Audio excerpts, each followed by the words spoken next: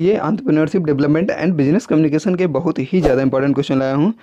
तो एग्रीकल्चर से संबंधित ऐसे ही वीडियोस पाने के लिए हमारे चैनल को सब्सक्राइब कर लीजिए और बेल आइकन को भी प्रेस कर दीजिए। तो चलिए वीडियो को शुरू करते हैं। पहला प्रश्न है कि उद्यमी शब्द किस भाषा से लिया गया है? तो इसका आंसर होगा फ्रेंच भाषा के इंटरप्रेटर से। फ्रेंच भाषा के इंटरप्रेटर से उद्यमी शब्द लिया गया है। दूसरा प्रश्न है उद्यमशीलता किसे कहा जाता है? तो इसका आंसर होगा निर्माण करने की प्रक्रिया को उद्यमशीलता कहा जाता है। एक प्रश्न इस प्रकार से भी पूछा जा सकता है कि निर्माण करने की प्रक्रिया को क्या कहा जाता है? तो इसका आंसर हो जाएगा उद्यमशीलता। तीसरा प्रश्न है वह व्यक्ति जो जोखिम वहन करता है उसे कहा जाता है। वह व्यक्ति जो जोखिम वहन करता है उसे कहा जाता है तो उसे उद्यमी कहा जाता है। अगला प्रश्न है उद्यमिता के अन्य नाम कौन कौन से हैं? तो साहसवादिता, साहसिकता और उद्यम वृत्ति, ये तीनों उद्यमिता के अन्य नाम होते हैं। पांचवा प्रश्न है व्यवसाय के लिए सर्वप्रथम उद्यमी शब्द का इस्तेमाल किसने किया?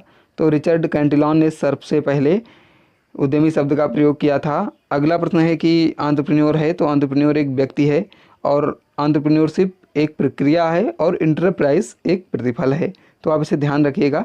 अगला प्रश्न है 7वां नंबर कि NIESBUD का पूरा नाम क्या है? तो NIESBUD का पूरा नाम होता है national institute for entrepreneurship and small business development. National institute for entrepreneurship and small business development. अगला प्रश्न है NIESBUD, इसमें DUD लिखा है तो आप इसे ध्यान रखिएगा। BUD का मुख्यालय कहाँ है? तो ये जो है नई दिल्ली में है। अगला प्रश्न है उद्यमी की विशेषताएं हैं। तो उद्यमी की विशेषताएं कई सारी होती हैं जैसे कि नवप्रवर्तन और नेतृत्व करने का गुण और दूरदृष्टि। तो इसमें ज़्यादातर चांस है कि उपरोक्त सभी कुछ का आंसर जो है वो सही होगा।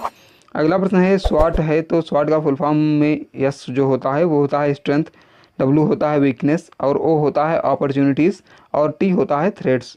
अगला प्रश्न है 11 नंबर की स्वॉट में आंतरिक कारक कौन से हैं? तो स्वॉट में आंतरिक कारक स्ट्रेंथ और वीकनेस है। और स्वॉट में बाह्य कारक कौन से हैं? तो बाह्य कारक अपॉर्चुनिटीज़ और थ्रेट्स हैं। अगला प्रश्न है 13 नंबर स्वॉट एनालिसिस एक उपकरण है जिसका इस्तेमाल किया जाता है। तो स्वॉट एनालिसिस का इस्तेमाल भविष्य की योजना बनाने में, किसी भी उद्यम को जांचने परखने में किया जाता है। अगला प्रश्न है 14 नंबर प्रोजेक्ट रिपोर्ट तैयार करने की कितनी अवस्थाएं हैं? तो प्रोजेक्ट रिपोर्ट तैयार करने की 8 अवस्थाएं होती हैं। इसका आंसर होगा 8। अगला प्रश्न है IPR का पूरा नाम क्या है? 15 नंबर प्रश्न है IPR का पूरा नाम क्या है? तो IPR का पूरा नाम होता है इंडस्ट्रियल पॉलिसी रेजोल्यूशन। 16 नंबर प्रश्न है कि पहला IPR कब बना? तो सन 1948 में पहला IPR बना था। 17 नंबर प्रश्न है SIDBI का पूरा नाम क्या है? तो SIDBI का पूरा नाम होता है small industrial development bank of India. अगला प्रश्न है 18 number new small enterprise policy 1991 किसके द्वारा बनाई गई? तो ये जो है सिडबी के द्वारा बनाई गई थी। सिडबी के द्वारा, SIDBI द्वारा। अगला प्रश्न है 19 नंबर प्रधानमंत्री रोजगार सृजन योजना की शुरुआत कब हुई? तो 31/3/2008 में, 31 मार्च 2008 में प्रधानमंत्री रोजगार सृजन योजना की शुरुआत की गई थी। अगला 20 नंबर प्रश्न है कि IPR 1956 का मुख्य उद्देश्य क्या था?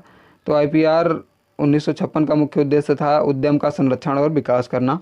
अगला प्रश्न है 21 नंबर की IDBI का पूरा नाम क्या है? तो IDBI का पूरा नाम होता है industrial development bank of India. Industrial development bank of India. 22 number प्रश्न है उद्यमिता एक कैसी क्रिया है? तो उद्यमिता एक रचनात्मक क्रिया है। 23 नंबर प्रश्न है स्वाट शब्द का सर्वप्रथम प्रयोग किसने किया? तो स्वाट शब्द का सर्वप्रथम प्रयोग अल्बर्ट S हम्फरी ने किया था। ये सब भी प्रश्न बहुत ही ज़्यादा इंपॉर्टेंट हैं। दोस्तों अदर सब्जेक्ट के वीडियोस की लिंक डिस्क्रिप्शन बॉक्स में दे दी गई है तो आप वहां से जाकर उसे ज़रूर देखिएगा, उसमें भी बहुत ही ज़्यादा इंपॉर्टेंट प्रश्न है। 24 नंबर प्रश्न है NDS का पूरा नाम क्या है? तो NDS का पूरा नाम है नेटवर्क डिस्ट्रीब्यूशन सेटिंग। 25 नंबर प्रश्न है GIC की स्थापना कब हुई? तो GIC की स्थापना सन 1972 में हुई थी। दोस्तों वीडियो अच्छा लगे तो वीडियो को लाइक कर दीजिएगा और चैनल को सब्सक्राइब जरूर कर लीजिएगा।